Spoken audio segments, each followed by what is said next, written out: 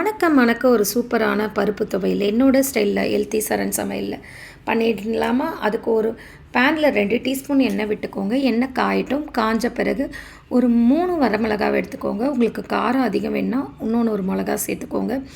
ஒரு 7 பல் பூண்டையும் இதோடய சேர்த்துக்கலாம். சேர்த்துட்டு இதை ரோஸ்ட் பண்ணிவிட்டு தனியாக எடுத்து வச்சுக்கோங்க. ஒரு 3/4 கிளாஸ் பருப்பை இதோடைய சிம்மில் வச்சு நல்லா டோஸ்ட் பண்ணுங்கள். ரோஸ்ட் பண்ணால் தான் நல்ல கலர் மாறணும். வாசனை வரும்போதே தெரியுங்க. ஹை ஃப்ளேமில் வச்சுன்னா கருகி போயிடும். லோ ஃப்ளேமில் தான் அங்கே வைக்கணும். லோ ஃப்ளேமில் வச்சுட்டு இந்த மாதிரி நல்லா சிவக்க வறுத்துக்கோங்க.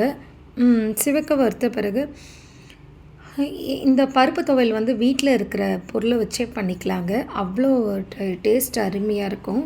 அப்பளத்தை கூட சேர்த்து சாப்பிடும் போது அவ்வளோ அருமையாக இருக்கும். நீங்களும் செஞ்சு பார்த்துட்டு எப்படி இருந்துச்சுன்னு சொல்லுங்கள். அளவு எல்லாமே நான் டிஸ்கிரிப்ஷன் பாக்ஸில் கொடுத்துருக்கேன். தேவைப்படுறவங்க செக் பண்ணிக்கோங்க. மறக்காமல் ஹெல்த்தி சரண் சமையலுக்கும் சப்ஸ்கிரைப் பண்ணிக்கோங்க. இப்போ பருப்பு இந்த அளவுக்கு வதங்கிடுச்சு. வதங்கின பிறகு ஒரு 4 பீஸ் தேங்காவையும் கொஞ்சோண்டு புளியும் இதோடு சேர்த்து வதக்கிக்கலாம். இப்போ இது ஒரு மிக்ஸி ஜாரில் கொஞ்சோண்டு உப்பு போட்டு அரைச்சிட்டிங்கன்னா ஃபஸ்ட்டு இதை கிரைண்ட் பண்ணிவிட்டு அதுக்கப்புறம் தான் தண்ணி ஒரு 3/4 கிளாஸ் ஊற்றணும். ஊற்றிட்டு இந்த அளவுக்கு ஊற்றிக்கோங்க. ஊற்றிட்டு அரைச்சிட்டிங்கன்னா எம்மியான துவையல் ரெடி. இந்த வீடியோ இன்னும் எதுக்கு வெயிட்டிங்? Happy heating.